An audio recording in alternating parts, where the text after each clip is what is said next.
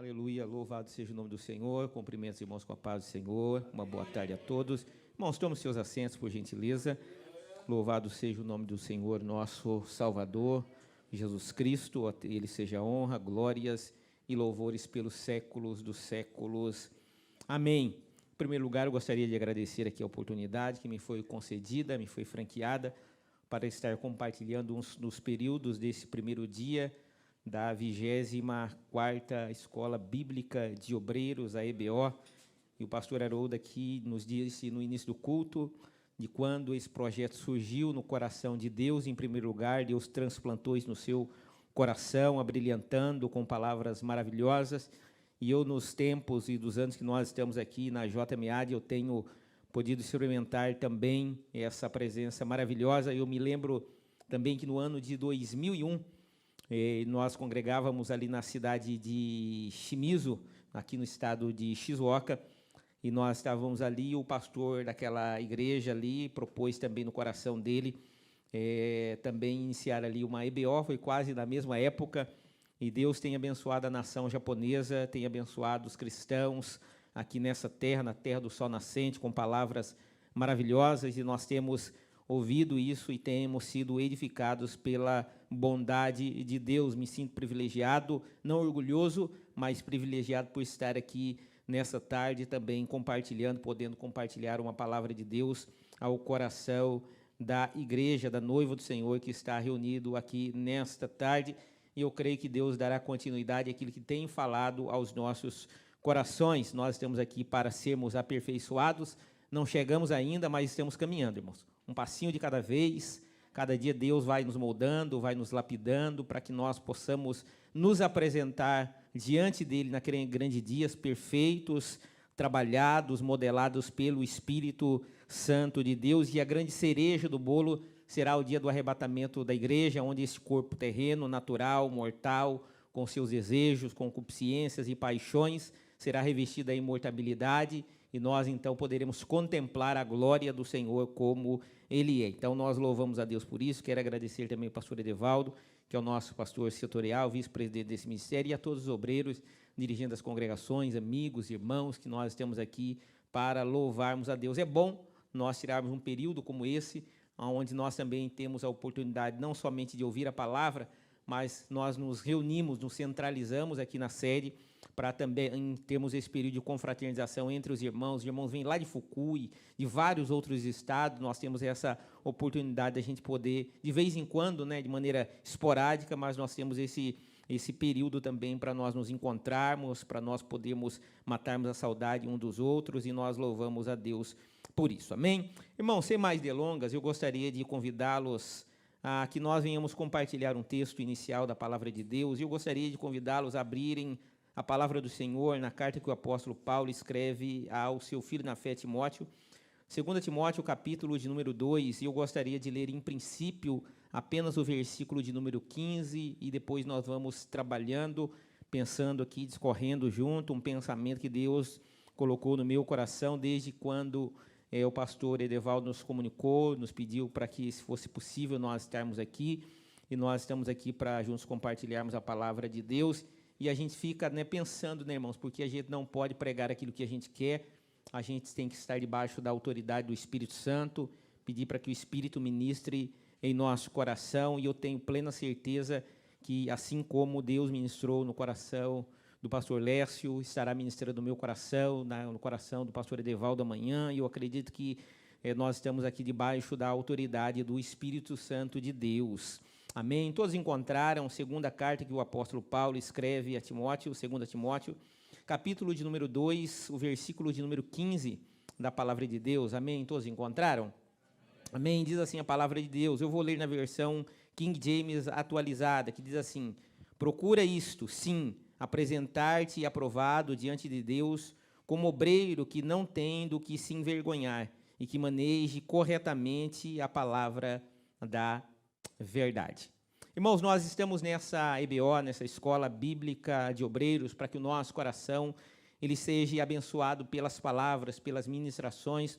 E o pastor Haroldo aqui falou que Deus já começou a lançar as bases para nos fortalecermos, para nós sermos edificados. E com certeza, irmão, sem sombra de dúvida alguma, ao final desta EBO, que será no dia de amanhã, nós vamos sairmos um pouco melhor do que nós chegamos aqui. Esse é o desejo do nosso coração, esse é o intuito de nossa alma, esse é o desejo do próprio Deus que nos chamou aqui, para que a cada dia mais, a Bíblia diz que a vereda do justo ela é como a luz da aurora, que vai brilhando de maneira graduativa até chegar a ser dia perfeito, e esse é o propósito. Nós estamos aqui guiados pelo Espírito Santo de Deus. Quando nós lemos essa carta que o apóstolo Paulo escreve ao seu filho na fé, chamado Timóteo, e quando nós olhamos a história de Timóteo, hoje o pastor Lécio aqui já falou, e nós aprendemos um pouco mais sobre a vida de Moisés, e eu costumo dizer o seguinte, que quando a gente aprende com os erros dos outros, é como andar de bicicleta,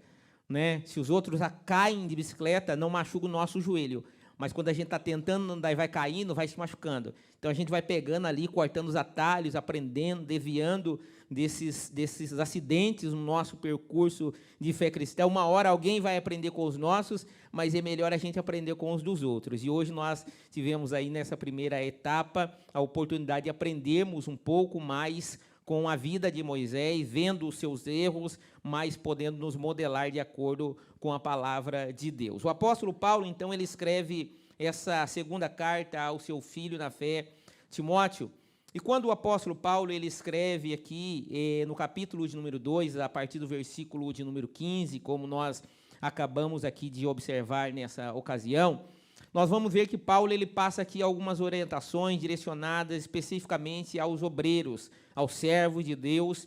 E Paulo ele implanta um alto padrão de qualidade, porque é isso que Deus quer de nós. O homem, ele sem Deus, ele é capaz de fazer muitas coisas, mas um homem com Deus, ele é capaz de fazer coisas extraordinárias, coisas melhores, porque o homem sem Deus faz um monte de coisa boa até, mas ele não consegue fazer nada que de fato agrade ao Senhor. E Paulo, então, ele ministra ao coração de Timóteo, dizendo para ele, no versículo de número 15, procura isto, apresentar-te diante de Deus como obreiro aprovado. E eu gostaria de ministrar debaixo de dois pilares, eu gostaria de pensar sobre dois assuntos aqui nessa ocasião, e eu gostaria de dar um tema àquilo que nós vamos aqui ministrar, qualidades de um verdadeiro obreiro. Qualidades de um verdadeiro obreiro. Nós sabemos que a obra de Deus não é feita por anjos, nem por arcanjos, nem por querubins e nem por serafins.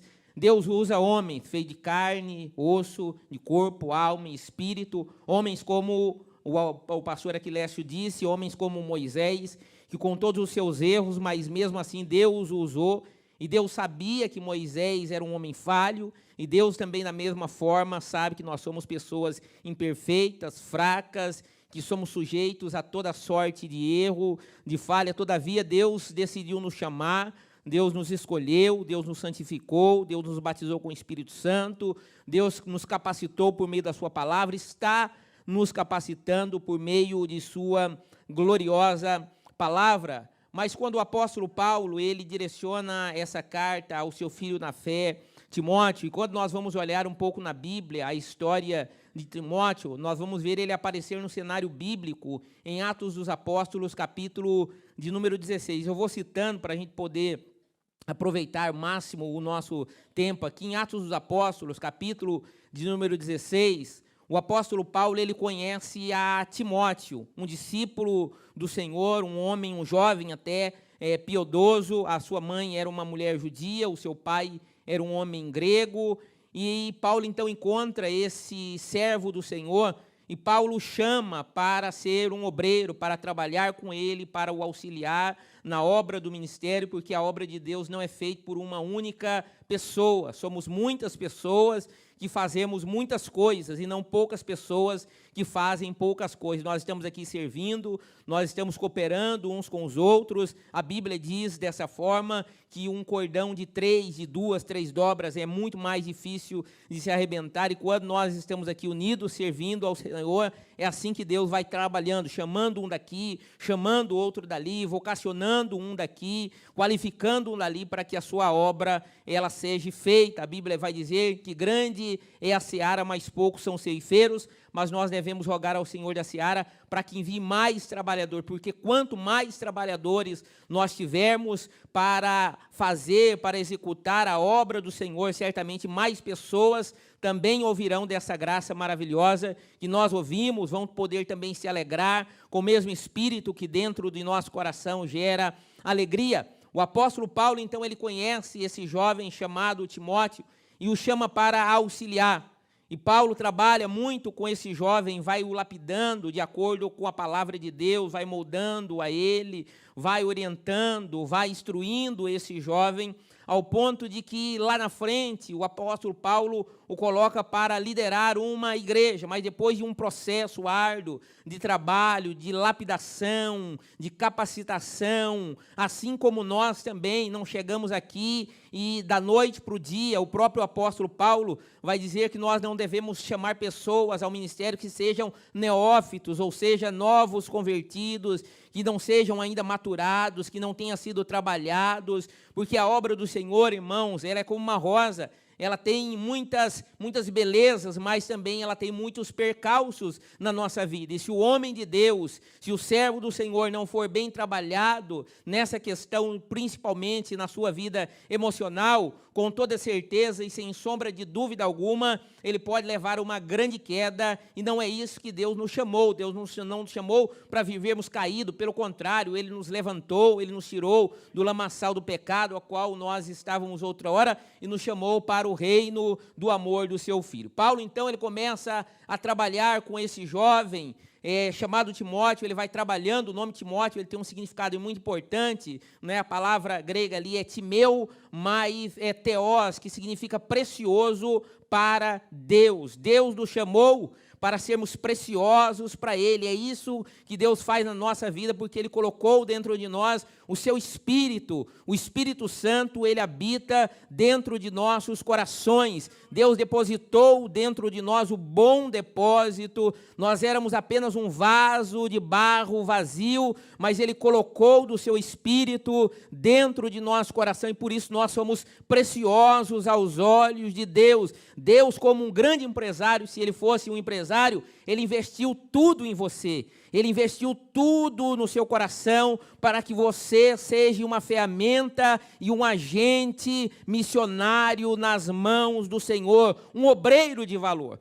O apóstolo Paulo, então, diz para Timóteo, e aqui ele não diz apenas para Timóteo, mas em princípio ele direciona essas palavras para o ministério de Timóteo, dizendo para que Timóteo ele procurasse se apresentar diante de Deus como um obreiro aprovado, que tivessem qualidades especiais, qualidades diferenciadas de qualquer outro homem, porque é assim que Deus quer trabalhar na nossa vida, irmãos. Deus nos tirou do lamaçal do pecado, Deus nos deu um banho com a sua misericórdia, Deus colocou em nosso coração o Espírito Santo, não para sermos iguais, mas para sermos diferentes, não para sermos melhor no sentido de sermos egocêntricos, no sentido de sermos altivos, mas hoje nós somos melhores. Por quê? Porque dentro de nós habita o Espírito Santo de Deus, e esse Espírito que em nós habita, ele não habita no coração do resto da humanidade, ele só habita no coração daquele que recebe e aceita a Jesus como seu único e suficiente Salvador. E por isso, nesta tarde, Deus está trabalhando no nosso coração. E debaixo daquilo que Deus propôs em meu coração, eu gostaria de destacar qualidades de um verdadeiro obreiro, e eu gostaria, do tempo que nós temos, de destacar. São muitas, irmãos, muitas qualidades que Deus quer que nós venhamos ter, mas eu gostaria de destacar aqui nesta tarde apenas duas qualidades que eu acredito que elas são primordiais, elas são basilares para a nossa vida cristã. Todo homem de Deus, mulher, servo do Senhor, independente se você é obreiro, se você ostenta alguma posição eclesiástica ou não, não é apenas para o obreiro, mas é para todo aquele que serve ao Senhor. Essas duas qualidades sendo elas primordiais para a nossa vida, e no tocante na EBO, para a nossa vida ministerial. A primeira qualidade que eu gostaria de enfatizar aqui nessa tarde é a qualidade de nós sermos submissos à vontade de Deus. Submissos à vontade de Deus. A palavra submissão, nos dias atuais, ela tem ganhado uma tonalidade de perjúrio. Muitas pessoas sentem até repulsa de ouvir a palavra submissão. Nós ouvimos muito essa palavra submissão relacionado ao papel da mulher, ser submissa ao seu esposo, mas ela é muito mais abrangente do que isso. Ela ultrapassa, ela transcende a questão do matrimônio e é aplicada também para a nossa vida com Jesus, o nosso ministério de servirmos a Ele com todo o nosso coração. Sermos submissos à vontade de Deus, irmãos. É isso que Deus quer para a nossa vida. E um grande exemplo de submissão, foi falado aqui sobre o apóstolo Paulo, e é difícil, irmãos, nós não pregarmos e não citarmos o apóstolo Paulo, porque ele foi um grande ícone no seu tempo, ele foi um homem, o que tinha de diferente na vida de Paulo era o Espírito do Senhor que estava sobre ele. Assim como foi falado de Moisés, com todo o seu defeito, mas o que tinha de diferente na vida de Moisés, com todos os seus percalços, todavia ele foi uma ferramenta na mão de Deus. Assim como Davi, com todo o seu erro, com todo o pecado que ele cometeu, a Bíblia diz que ele foi o homem segundo, foi chamado homem segundo o coração de Deus, não por causa dos seus erros, mas por causa dos seus acertos, porque erros, irmãos, não precisa apontar, nós temos inúmeros, mas Deus quer exaurir de nós algumas qualidades para que a nossa vida ela possa ser um espelho, para que a nossa vida possa ser um exemplo, para que a nossa vida possa ser um modelo para algumas pessoas, a partir de que a nossa vida é modelada pela palavra de Deus. Então, a primeira qualidade de um verdadeiro obreiro é aquele obreiro que ele é aquele servo, aquela serva que é submissa à vontade de Deus. O apóstolo Paulo, ele é um grande exemplo de submissão à vontade do Senhor. E eu gostaria de ler um texto que está em Atos dos Apóstolos, capítulo de número 21. Os irmãos que são amantes da palavra de Deus conhecem bem as Escrituras Sagradas, têm avidez pela leitura da Bíblia e gostam e têm amor por ela. E eu gostaria de ler aqui em Atos dos Apóstolos, capítulo de número 21, do versículo 10 até o versículo de número 14. Olha o que vai nos dizer o texto. E demorando ali por muitos dias, desceu da Judéia um profeta chamado Ágabo. E o que esse profeta profetizou? E ele chegou com o propósito de falar conosco. E assim que nos encontrou, tomou o cinto de Paulo, amarrando os seus próprios pés e as suas mãos, profetizou. E qual foi a profecia dele? Dizendo, assim diz o Senhor, assim diz o Espírito Santo, desta maneira, assim os judeus em Jerusalém amarrarão o homem a quem pertence esse cinto e o entregarão na mão dos gentios. Ouvindo, assim que ouviram tal revelação, nós e todo o povo local suplicamos a Paulo que não subisse a Jerusalém.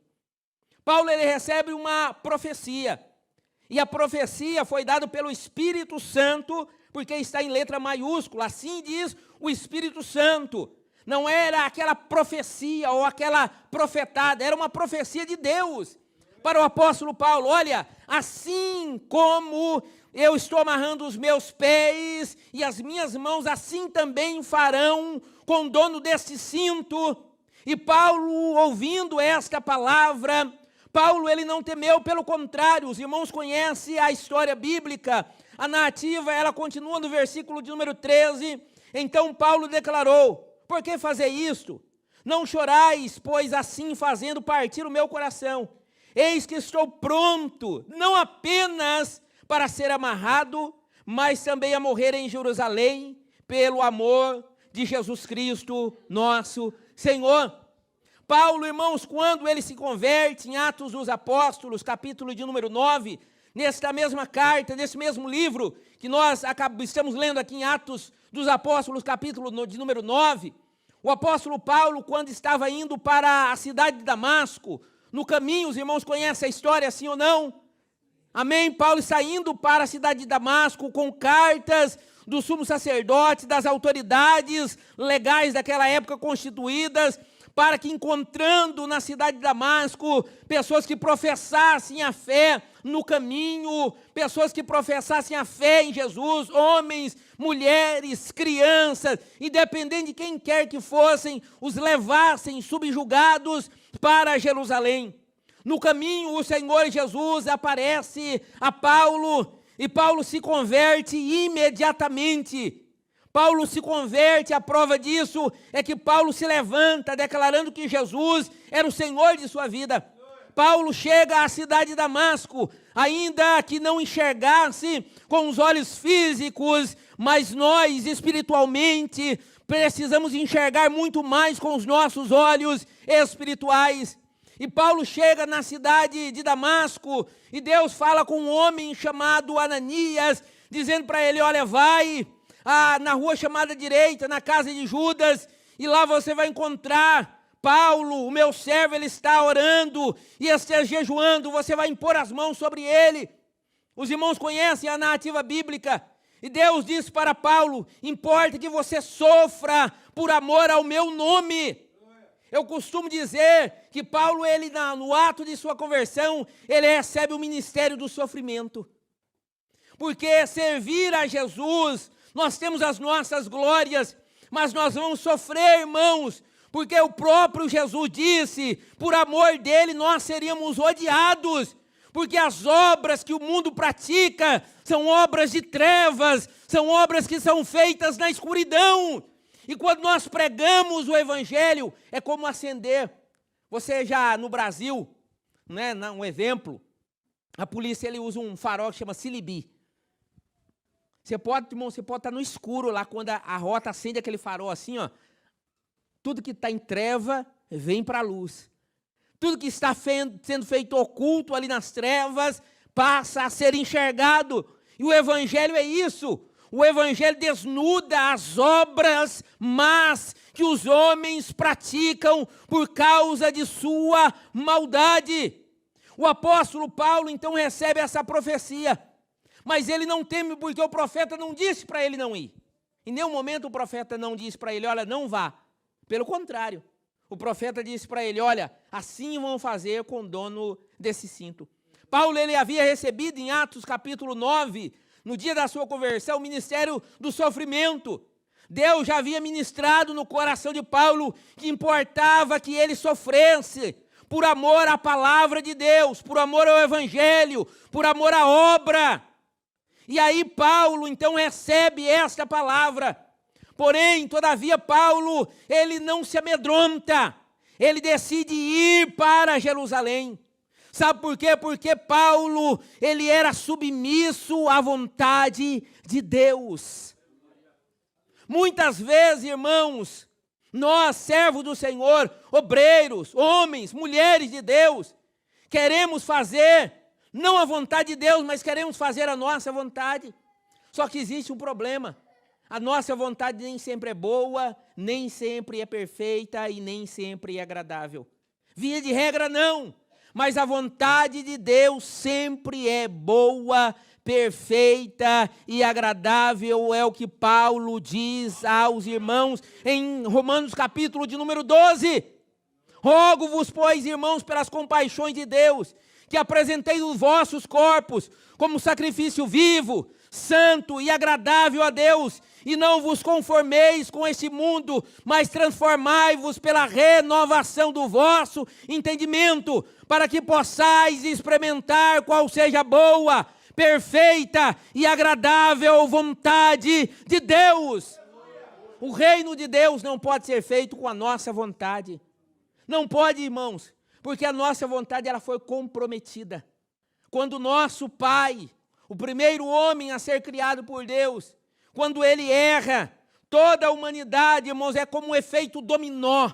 Toda a humanidade pecou e destituída foi da glória de Deus. Somente por causa de Jesus, como o pastor Lécio mencionou aqui, nós estávamos com esse véu. Nós estávamos com esse véu, irmãos. que ofuscava nossa visão, que não permitia que nós enxergássemos um palmo diante de nós. Mas a Bíblia diz que o véu do templo foi rasgado e agora nós podemos ver, agora nós podemos acessar. Esse véu foi removido, o véu da ignorância, o véu da religiosidade, o véu de cerimônias e cerimônias e cerimônias que não tinham o poder suficiente para perdoar o homem de todos os seus pecados. Era como se tivesse que ficar colocando a sujeira de ano em ano debaixo do tapete. Mas Jesus veio, arrancou o tapete, perdoou os nossos pecados, escreveu o nosso nome no livro da vida, e agora nós não apenas somos criaturas, mas a Bíblia diz em João capítulo 1, versículo 12, mas a todos quanto creram, deu-lhes o poder de serem feitos filhos de Deus. Se você é filho, você é herdeiro.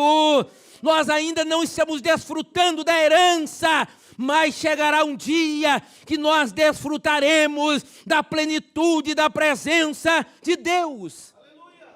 Ser submisso à vontade de Deus. Como eu falei agora há pouco, a palavra submissão, ela tem ganhado uma notoriedade até pejorativa nesses últimos tempos.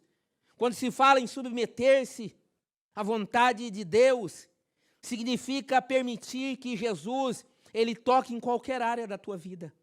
Que ele tenha total controle sobre a tua vida.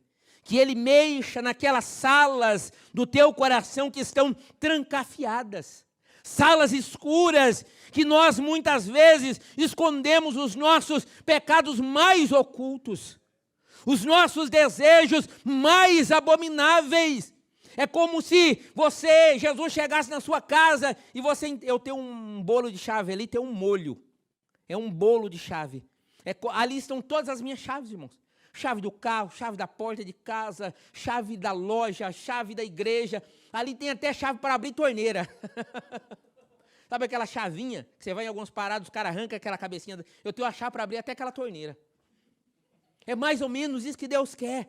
Deus quer ter acesso total. Sabe aquela senha secreta que você tem no teu cartão de crédito? Aquela senha que te dá, se você digitar aquela senha, milhões serão gastos por causa daquela senha. Milhões, uma unha não é o cartão, porque se alguém tiver o seu cartão, mas não tiver a tua senha, não compra. Não compra. Apesar que hoje tem o bendito do cartão de aproximação, né? Basta estar próximo. Mas ainda tem uma contrassenha de segurança. Tem uma série de legislações de segurança para que isso não aconteça. Mas Deus não quer apenas o cartão sem a senha. Deus quer o cartão com a senha. Deus quer pleno acesso ao teu coração. Submeter-se à vontade de Deus é dizer, Senhor, olha, como disse Paulo, já não vivo mais eu, mas tu vive em mim, e se agora eu vivo pela fé, e eu vivo pela fé no Filho de Deus.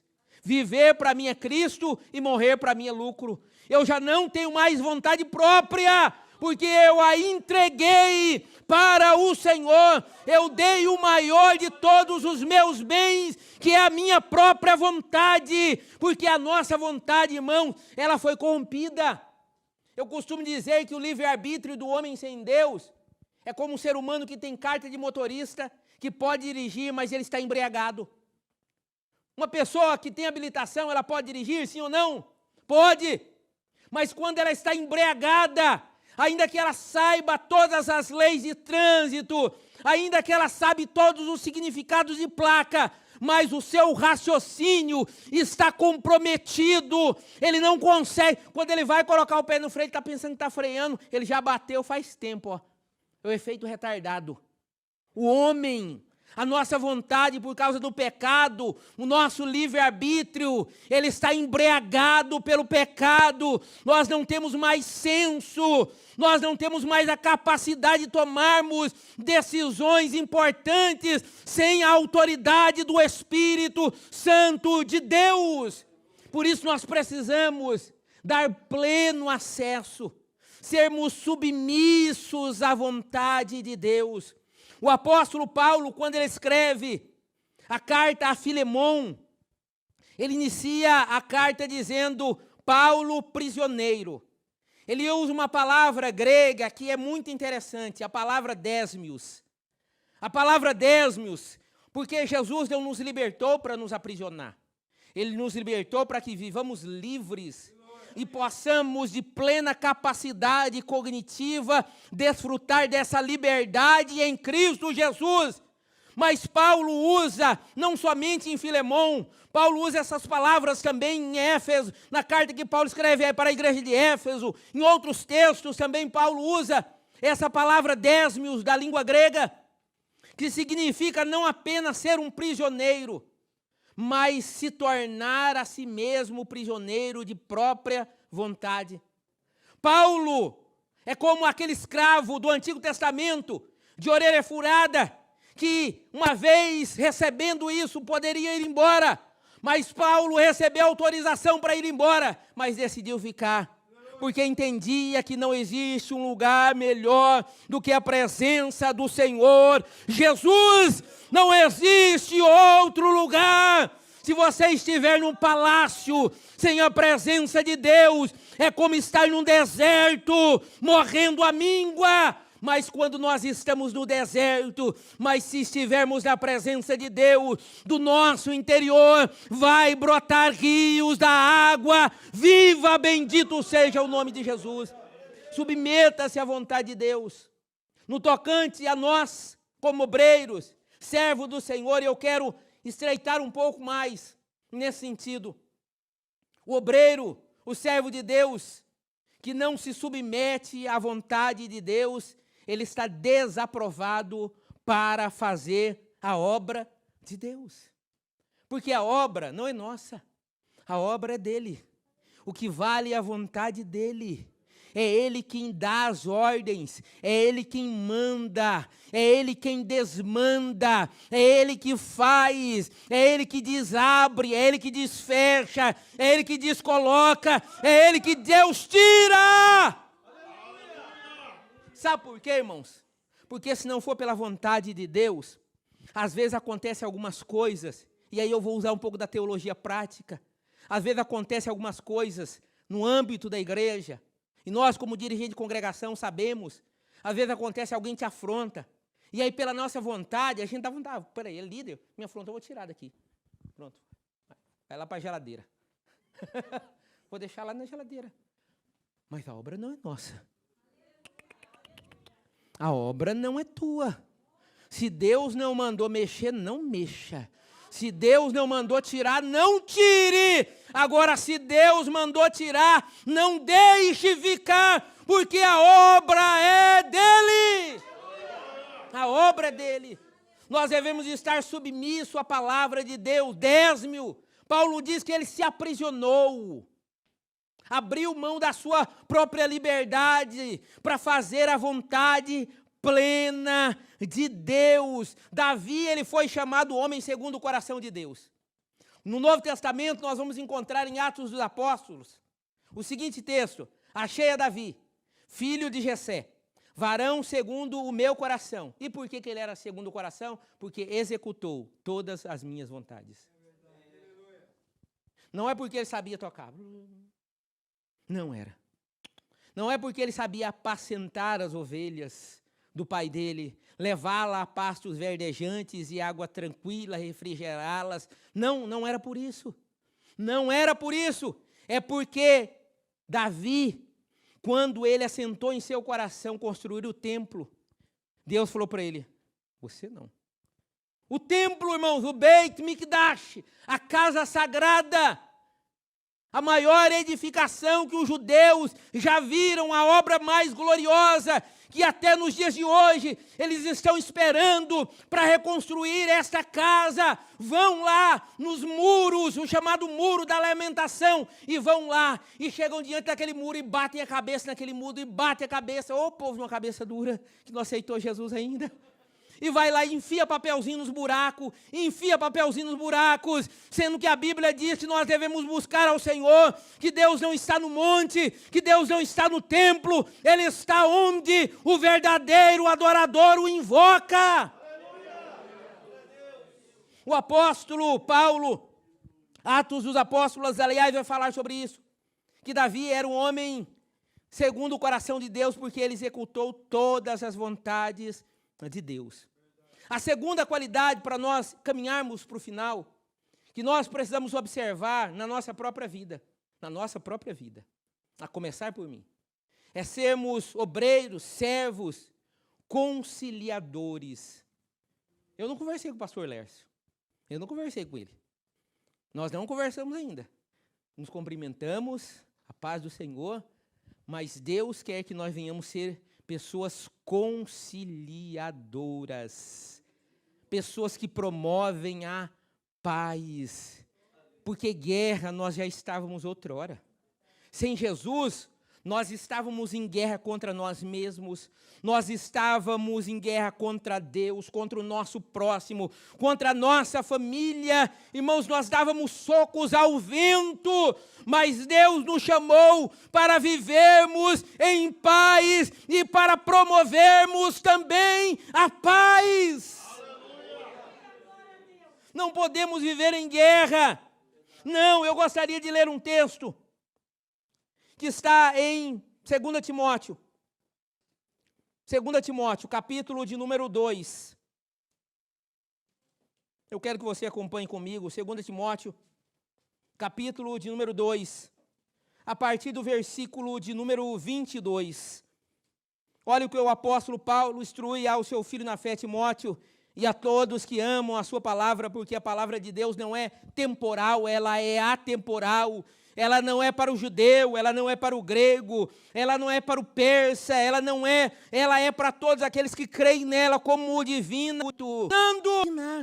Tem redes, todo mundo tem redes. A liderança da congregação de ser uma pessoa iracunda, de ser uma pessoa que não tinha domínio próprio sobre a sua língua e fazia da sua língua um chicote para bater na sua família e nos que conviviam ao seu redor. Uma pessoa que não é, irmãos, amável. Você já viu, sabe qual a diferença do ovo podre e do ovo choco?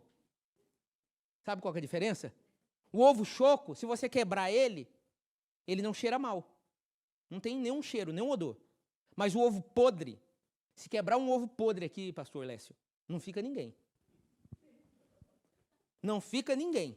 Porque é um cheiro insuportável. Ninguém quer ficar perto, já cheira mal, é um cheiro insuportável. A pessoa que não é amável, que não tem a capacidade, que não tem a qualidade de ser uma pessoa pacificadora, ela é como ovo podre, num recinto, ela exala um mau cheiro, as pessoas não querem ficar perto. Porque vai falar alguma coisa, é um coice para lá.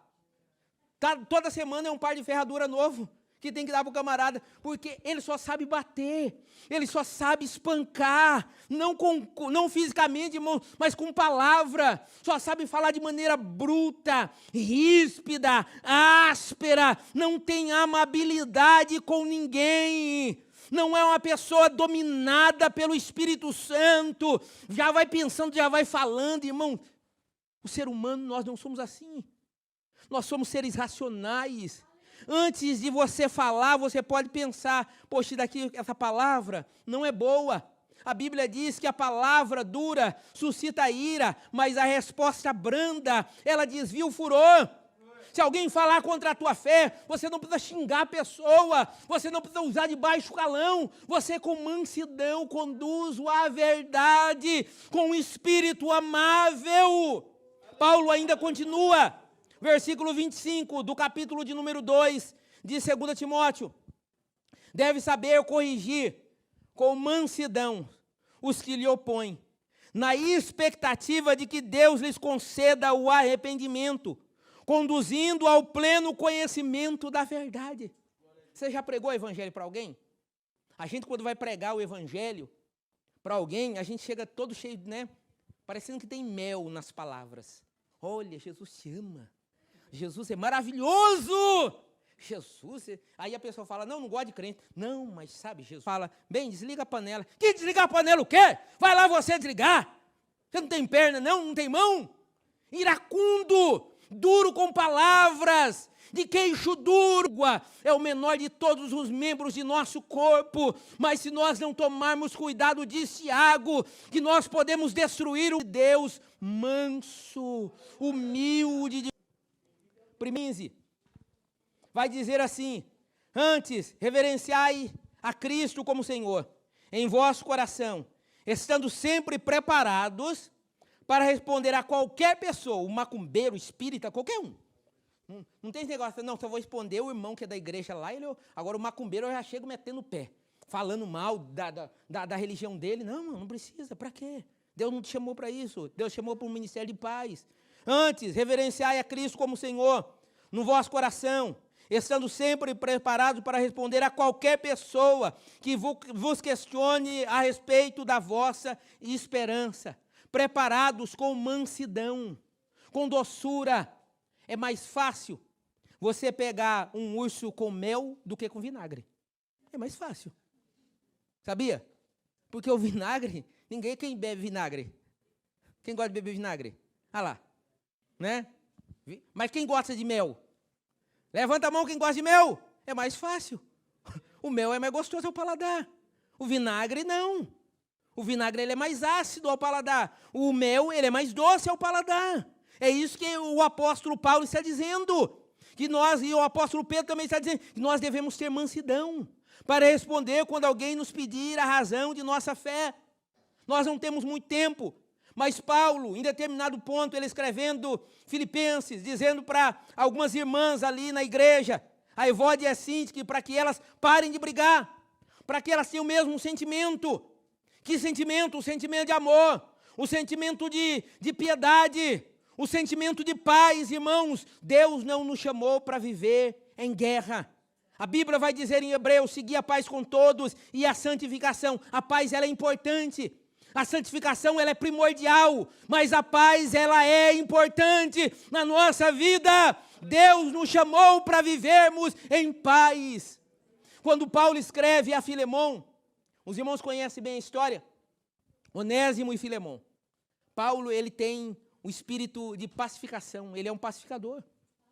Ele instrui a Filemon que receba Onésimo, o escravo fujão, que deveria ser punido sem que o seu senhor sofresse nenhum tipo de pena.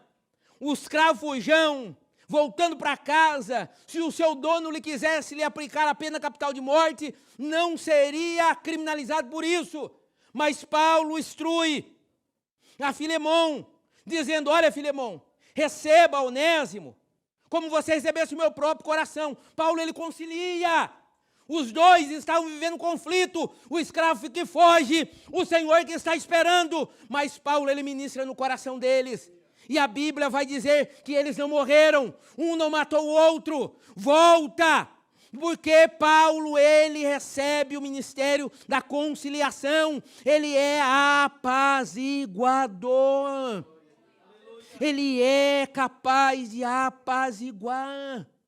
Nos dias que nós estamos vivendo, os homens estão em pé de guerra contra si mesmos, irmãos. É uma briga por ideologia, é uma briga por quem está certo e por quem está errado, por quem é de esquerda e por quem é de direita, porque quem é democrata e quem é não sei o quê. Não, nós não precisamos brigar, porque Deus não nos chamou para viver em guerra, Deus nos chamou para viver em paz. A Bíblia vai dizer que Deus nos chamou para vivermos em paz. O bom obreiro, ele tem qualidades. O verdadeiro obreiro, ele é submisso. Ele é apaziguador.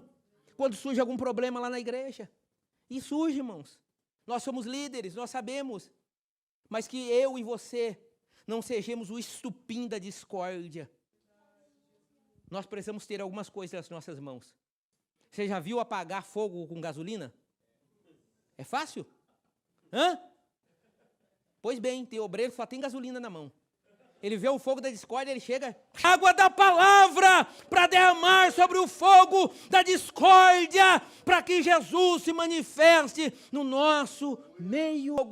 Quer-se o nome, louvado o seu apóstolos, evangelistas, pastores, doutores e mestres,